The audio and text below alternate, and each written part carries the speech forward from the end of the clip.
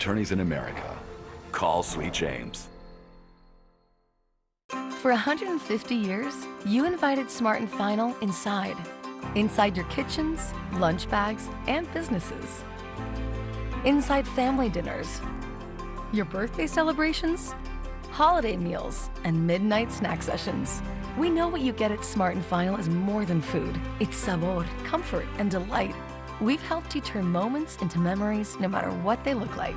Because as we've known for 150 years, it's what's inside that matters. As someone living with type 2 diabetes, I want to keep it real and talk about some risks. With type 2 diabetes, you have up to 4 times greater risk of stroke, heart attack, or death. Even at your A1C goal, you're still at risk, which if ignored could bring you here. May put you in one of those, or even worse. Too much? That's the point. Get real about your risks and do something about it. Talk to your healthcare provider about ways to lower your risk of stroke, heart attack, or death. Learn more at getrealaboutdiabetes.com. Right now at 3, will students have to pay more or not? We're expected to hear if the Cal State University system will raise tuition at all 23 campuses. That pivotal vote could happen at any moment now. The NBC4 News at 3 starts now. Good afternoon. I'm Annabelle Sedano. We begin with NBC4's McCullough Medina. He joins us live from the meeting taking place in Long Beach. Mac, what are you hearing right now? Well, the Board of Trustees one step closer to approving that hike. A finance committee approved it a couple of hours ago. They're waiting on a full vote right now. But after hearing from some board members, they say it's pretty inevitable. They say without this hike, the CSU system would not survive. Take a look at some video from inside the board meeting. As I mentioned, that finance committee unanimously approved the 6% hike each year for the next 5 years about 2 hours ago.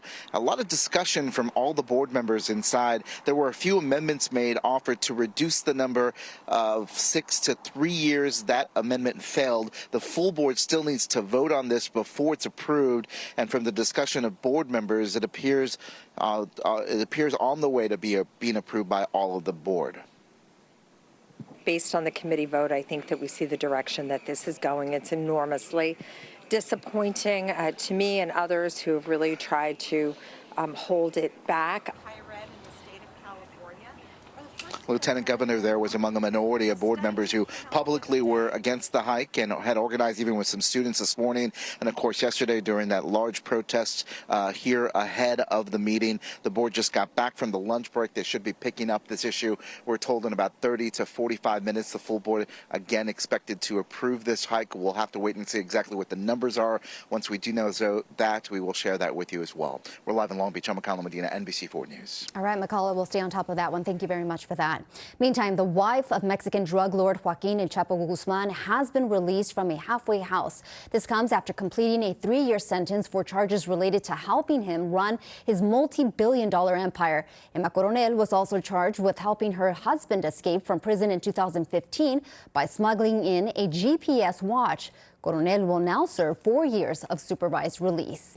And new at 3, a juvenile is in custody in connection with a series of hit-and-run crashes, one which was deadly, involving a bicyclist in Huntington Beach. The 3 incidents happened within 45 minutes of each other Sunday night. One victim has been identified as 70-year-old Steven Gonzalez. Details about a possible motive were not released, but police said they made the arrest after they found the suspect's vehicle in the city. Former LA County Sheriff Alex Villanueva is running for office once again, this time for a seat on the LA County Board of Supervisors. Today, he held a news conference announcing his plans for the election next year.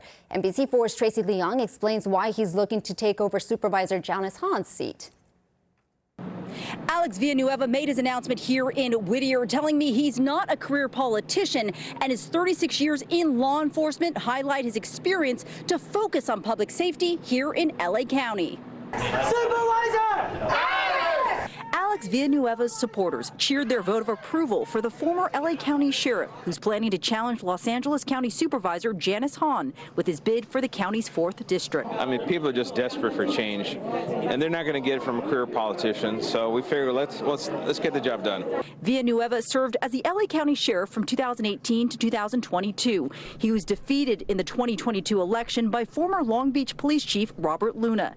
During his term, he often clashed with the Board of Supervisors. He was also accused of mishandling certain issues within his department, including the investigations into